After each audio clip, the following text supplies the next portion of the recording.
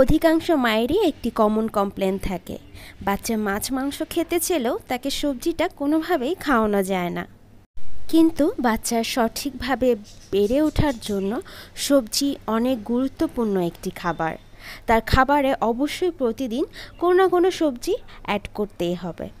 আসসালামু আলাইকুম viewers, welcome back to baby food by মমে। বাচ্চাদেরকে এরকম সবজি খাওয়ানোর ঝামেলা থেকে মুক্তি দেওয়ার জন্য আমি আপনাদের জন্য আজকে খুবই মজাদার একটি সবজির রেসিপি নিয়ে হাজির হয়েছি। 8 মাস থেকে শুরু করে যে কোনো বয়সের বাচ্চারা, এমনকি 5 বছর 10 বছর বয়সের বাচ্চাদেরকেও কিন্তু আপনারা এই রেসিপিটা দিতে পারেন। এই সবজিটাকে বাচ্চাদের কাছে আরও গ্রহণযোগ্য এবং পুষ্টিকর করে তোলার জন্য আমি এখানে অ্যাড করেছি পুষ্টিগুণে ভরপুর সবুজ মুগ ডাল। মুগ ডালকে কিন্তু বাচ্চাদের সুপারফুড হিসাবে ধরা হয়। এতে প্রচুর পরিমাণে প্রোটিন থাকে এবং ফাইবার থাকে, যা কিনা বাচ্চাদেরকে অনেক শক্তি যোগান দেয়। তো চলুন কথা না বাড়িয়ে মূল রেসিপিটা শুরু করি। আর বাচ্চাদেরকে সবজি খাওয়ানোর কিছু টিপস আমি আপনাদেরকে ভিডিওর মধ্যে বলে দিব, তাই টিপসগুলো মিস না করতে হলে অবশ্যই পুরো ভিডিওটা দেখবেন। প্রথমে আমি একটি প্যানে এরকম মুগ ডাল ভালো মতো ভেজে নিব। মুগ ডালটা একটু সময় নিয়ে ভাজতে হবে, আর অবশ্যই চুলার আঁচটা মিডিয়াম টু লো রাখতে হবে। ডালে এরকম হালকা বাদামি কালার চলে আসলে এর ভিতরে আমি পানি অ্যাড করে দিব। আমি এখানে হাফ কাপের মতো মুগ ডাল নিয়েছি এবং এখানে 1 মগের মতো পানি আমি অ্যাড করব। অবশ্যই বেশি করে পানি অ্যাড করবেন, যাতে কিনা ভালো মতো এই ডালটা এই পানি দিয়েই সিদ্ধ হয়ে যায়। চুলার আঁচটা একদম লো রেখে ভালো মতো ডালটা সিদ্ধ করে নিতে হবে। এরপর প্যানে আমি 1 চামচের মতো বাটার নিয়ে এতে সামান্য একটু 5 ফোড়ন, পেঁয়াজ এবং রসুন কুচি একসাথে দিয়ে অ্যাড করে কিছুক্ষণ হালকা ভেজে নিব।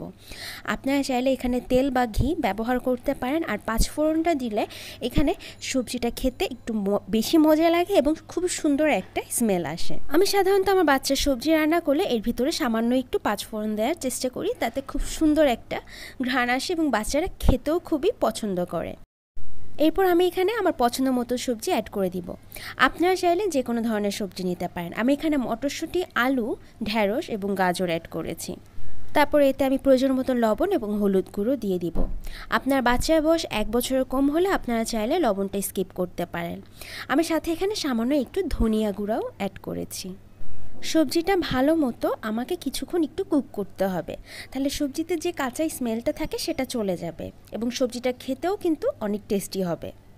সবজি রান্না করার আগে একটু ভেজে নিলে সবজিটা খেতে অনেক স্বাদ লাগে এবং এটাই কিন্তু বাচ্চাদের সবজিতে টেস্টের পরিমাণটা বাড়িয়ে তোলে। আমি সবজিটা কিছুক্ষণ ভেজে ঢাকনা দিয়ে 3-4 মিনিটের জন্য সিদ্ধ হওয়ার জন্য ঢেকে দিব। কিন্তু অবশ্যই এই সময় চুলার আঁচটা লোতে রেখে তারপর ঢাকনা দিয়ে ঢেকে দিতে হবে, নতুবা কিন্তু সবজিটা তলায় লেগে যেতে পারে। 4-5 মিনিট ঢাকনা দিয়ে ঢেকে দেওয়ার পর আমি ঢাকনাটা উঠিয়ে এর ভেতরে আগের থেকে সিদ্ধ করে রাখা মুগ ডালটা অ্যাড করে দিব। এখানে একটা জিনিস খেয়াল রাখতে হবে, এই সিদ্ধ করে রাখা মুগ ডালটা যেন প্রপারলিভাবে সিদ্ধ হয়, নাহলে কিন্তু বাচ্চারা এই মুগ ডালটা খেতে পারবে না। তারপর আমি এতে প্রয়োজন মতো পানি অ্যাড করে দিব। আমি এখানে একটা কাঁচামরিচ অ্যাড করেছি, আপনারা চাইলে কাঁচামরিচটা স্কিপ করতে পারেন। তারপর ঢাকনা দিয়ে আমি প্রায় 15 থেকে 12 মিনিট চুলার আঁচটা ভালো মতো বাড়িয়ে এই সবজিটা রান্না করব। আমার সবজিটা সিদ্ধ হয়েছে কিনা আমি এটা একটু চেক করে নিব, কারণ বাচ্চাদের খাবার জন্য সবজি এবং ডালটা প্রপারলিভাবে কুক হতে হবে।